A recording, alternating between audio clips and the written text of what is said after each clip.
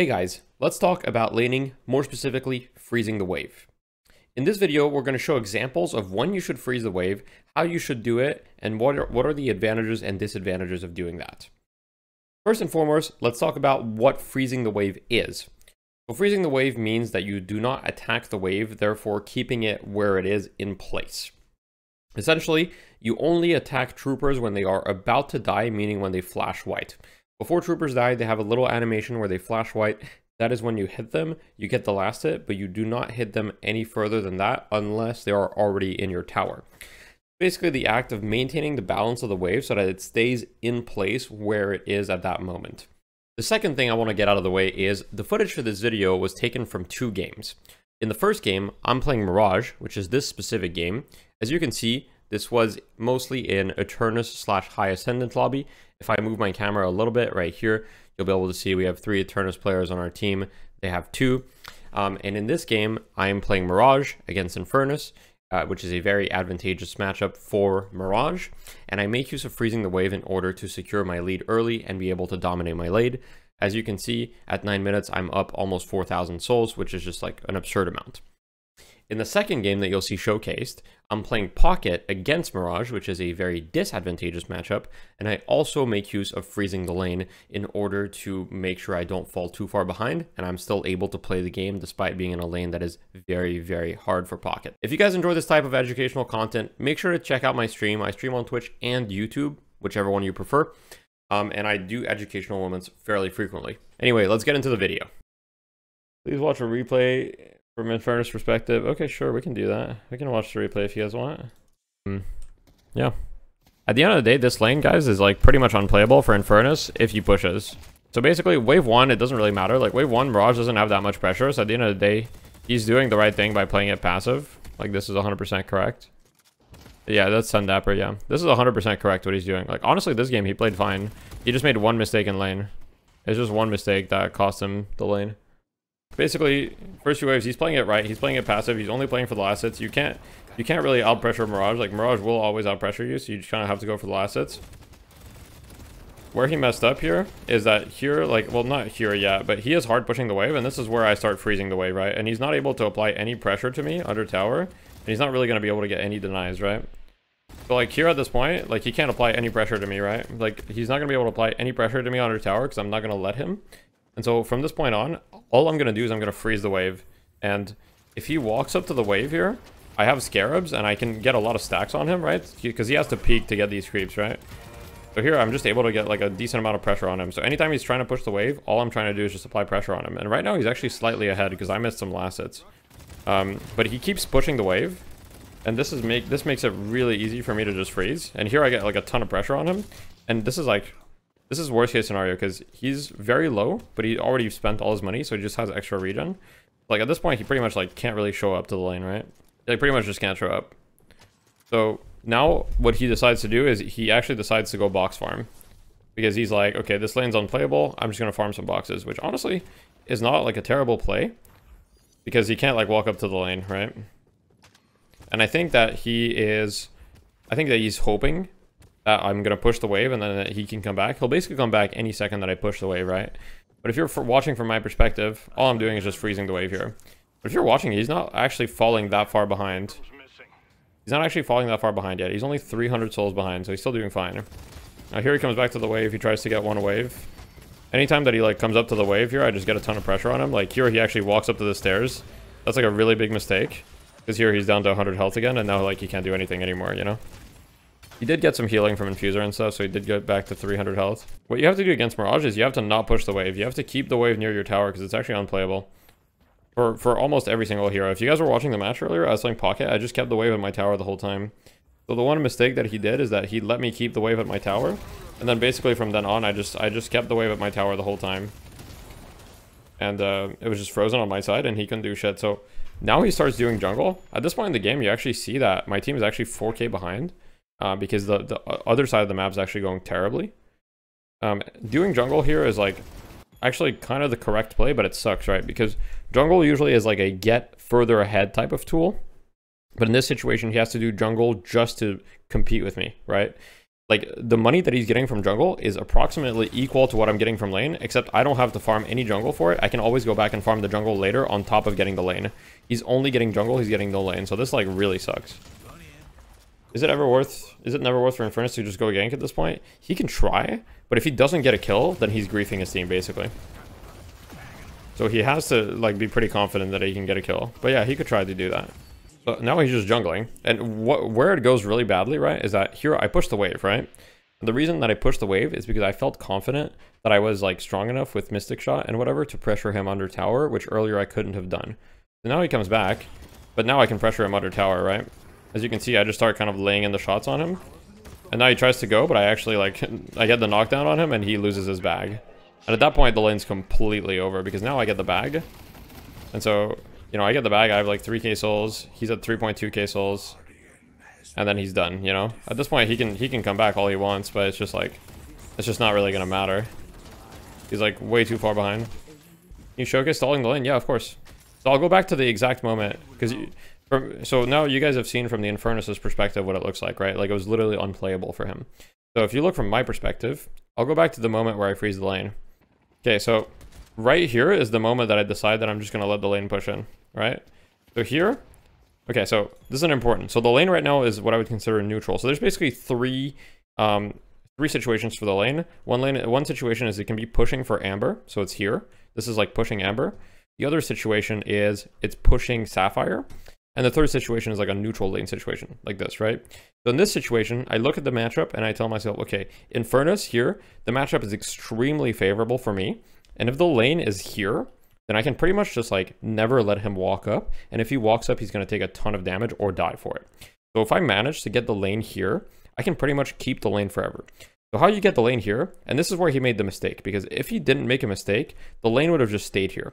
But the mistake that he made is that in this situation, he shot the creeps, right? And it's a habit that most players get into. They push the wave in these situations. They don't really think about the lane. So he shot the creeps, and I don't shoot the creeps, right? So you see him right there. So you see he's shooting the creeps right there, right? I'm not even shooting the creeps. I'm just shooting him, right? And now he's got 4 creeps on me. So in a lot of situations, this is bad because he's got 4 creeps pushing on me, and since he's got 4 creeps pushing on me, in theory, he can shoot me under tower. However, with the new tower and stuff, and just the fact that people have gotten better at playing around cover, it's actually pretty hard to pressure people under tower unless you have a significant lead on them, which 1 minute and 50 seconds into the game is not the case. As well as the fact that I have a lot of pressure. If I'm just able to passively get shots off on him, I can build up my stacks. I can build up my Jin's Mark stacks, which allows me to do just like a huge damage burst to him. Yeah, if you guys enjoy this explanation, you know, support the channel. Anyway, so here he's just going to push the lane, and my goal here is just to basically not take too much pressure from him because I'm not like super strong. So it's not like right here I can pressure him, but it's also important that I don't shoot the creeps, right? So here I'm only shooting the creeps that are under tower. Once these creeps come to my stairs, I'm not going to shoot them until they die, and you'll see that, right? So I'll just come from my perspective. Let me lock that on. So here you see he pushed the creeps under tower again. So here I'm just going to shoot him a little bit, and I shoot the creeps when they're about to die. And here, since he fully pushed the creep, I can kill these, right? If he hadn't fully pushed the creep wave, I wouldn't kill these, but since he fully pushed it into the tower, I can kill them. So now as you can see, the lane is just going to keep meeting right there. Like, it's not going to move. It's just going to stay right here. And in this situation, like, anytime he peeks me, you see I'm just getting stacks up on him, right? Like, I'm just getting Jin's Mark stacks, and he has to play around cover. To be fair, he's doing quite a good job playing around cover, so it's pretty hard for me to stack up the Jin's Marks. But I'm still able to just get a little bit of pressure on him. So far, it hasn't paid off hugely, but it's made it so that he can't apply any pressure on me, and I'm the only person that can apply pressure on him. Quick note, the downside of doing this is that you're giving up...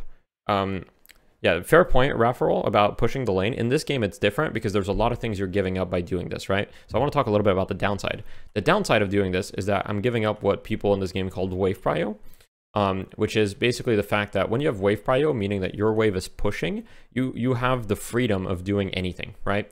You have the freedom of doing these statues that are usually here. You have the freedom of doing these boxes, the boxes here. You have the freedom to go gank the nearby lane. So what he has is wave prio. However, he already, like, he's not able to do a ton with wave prio in this situation because he's Infernus, and Infernus doesn't use wave prio that well. All he can really do is farm boxes. He's not really that good at ganking. If he was playing a hero like Clash, it would be slightly scarier because he could go gank with it. And in that situation, it might not be as advisable. You're giving up map control. However, if you're giving up map control, but you're hard winning the lane, like in this situation, for example, right? Like he just has to back up and like he can't do anything. And now he's super hurt. And all I'm going to do is I'm just going to maintain the lane here, right? So I just shoot. Once the creeps are under tower, I shoot them. When they're not under tower, I don't shoot them, right? And he's going around, he's doing creeps. But this entire time, I'm maintaining the wave. I'm not pushing. Are you watching the minimap to check for troopers arriving and dropping off the zip before cleaning up final troopers? I'm not really watching the minimap. I just have kind of a feeling for it. So I kind of know the timing of the waves just from playing, you know, almost 1,000 hours of this game. But yeah, if you're new to this, check the minimap. You know, try to see the troopers on the zipline to kind of time it. One second, let me pause to answer a couple questions. Excuse my Oracle peanut-sized brain, but if you're losing that hard, would it be worth to just boost a Shiv and duo against Paradox? Honestly, it might not be a terrible idea. It honestly might not be a terrible idea. I haven't seen those scenarios play out too much, so I'm not entirely sure. Right now, he's not losing that much, though. Right now, he's only down 100 souls. So far, it's not disastrous. So I wouldn't say it's worth to do that yet, because it's not disastrous. Because the downside to doing that is he's basically giving up a free tower to me. And I can also just match him if I want to. Although matching him would require resources and then he could go back and stuff. So that might actually be like a decent counterplay potentially. But he doesn't have boost, so it would take him quite some time. In this case, what if you pushed? You'd aim for a kill under tower to roughly the same result, just riskier? Yeah, so if I pushed, I would need to be able to pressure a kill under tower. The reason I don't push yet is because I don't feel like I'm strong enough to get a kill under tower. I only have monster rounds, headshot booster, and ammo scavenger, and I don't have max stacks of ammo scavenger, and only have 1 point in my Jhin's mark. So basically, I want 2 points in my Jhin's mark, and I want at least Mystic Shot before I can attempt to push my advantage, which I will do later. So regardless, here I'm freezing the wave still, right? And he has to go jungle. I mean, he has to go do something else, right? He can't show up to the wave right now. Because in this situation, you know, he's just like, I mean, we'll see what happens, right? He's showing up to the wave. Like, guess what's going to happen? He's just taking a ton of damage. He actually, this is a really big mistake. Like, he walks up to the stairs and he gets tornadoed. And here he's going to lose, like, his entire health, right? I just got 2 points in Jhin's mark as well. So he just took, like, 1,000,000 damage from that. So he loses a ton of health.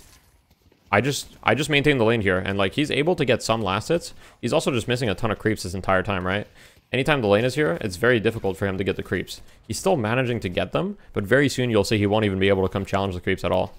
So here I'm freezing the wave, and as you can see, I'm not shooting the creeps until they're about to die. So this is the most important part of freezing.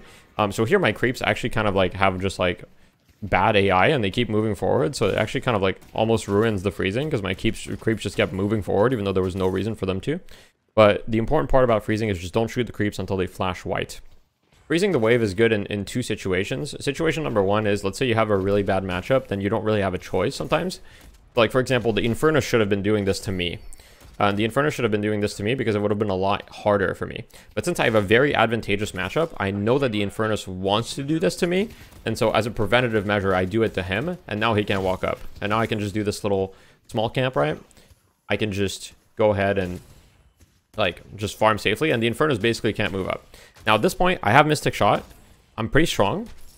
And so I actually decide like, hey, I've pushed the wave all the way to his tower. Let me go check, because I know he's been jungling, because it's the only solution, right? So I see that he's very hurt, right? So I'm like, okay, I'm able to pressure him for sure here. And I do get lucky here. It is worth saying that I do get lucky. He does get knocked off the zip by my passive, and then I just shoot him, and I get the bag, right? So I think that pretty much sums it up. At this point, the lane's completely over. I get a huge bag because he had been jungling, right? Because he couldn't actually get any lane creeps. So he'd been jungling in order to like keep up with me and farm, which he actually wasn't that far behind before that kill. But since he had been jungling, all of his souls were unsecured. So getting that kill just gave me all of his net worth. He basically farmed the jungle for me. All right, so this might go in the YouTube video as well. I'll probably find a way to edit it out. So if you're watching on YouTube, sorry, there might be a weird cut here because we're introducing also the other side of the medal, which is you are in a bad matchup, right? So in this game, I'm playing Pocket and I am playing against Mirage. So Pocket versus Mirage is a terrible matchup for Pocket because not only is Mirage incredibly powerful, but Pocket has minus 15 spirit resist. And if you know anything about Mirage, he does a fair amount of spirit damage through his passive. So in this lane, right away from wave 1, my only goal is just to get last hits, right? So it's very important. If you go into a lane that you know is a terrible matchup for you, just make use of cover and go for last hits. So as you can see, I'm going to spend the entire lane behind this barrel, and I'm going to let this guy push the lane. And one thing that's really important to... Oops, sorry, I hit the mic. One thing that's very important to understand is that they actually cannot pressure your tower early. Like, it's just not possible. Towers have resistance to players early and to troopers, and so your tower is going to take almost 0 damage from this. And so you can just sit here and just like, you can do some harass. One thing that is important is if the matchup is terrible and you're playing against a player of equal or, you know, greater skill than you, you should not try to make plays. You need to understand, hey, this matchup is terrible. And the only way you can understand that is if you've played the matchup before and gotten rolled, right? So, for example, I know that this matchup is terrible because I've played this matchup before and gotten destroyed. So it's unplayable. This matchup is completely unplayable. And so I'm just playing behind the crates here. And all I'm doing is I'm only peeking out when I need to last it. I'm just focused on last it exclusively. So here I had to peek out in the open, and I actually was not a big fan of that at all. So I want to make sure that the wave is always on my side. So I'm never going to try to push the wave. I'm always going to try to just make sure that I'm living. I just use my barrage there as like a way to zone him off, right? And this entire time, all I'm going to do is just keep the wave right here.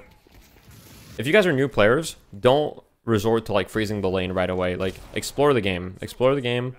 Go for different things. See what works for you.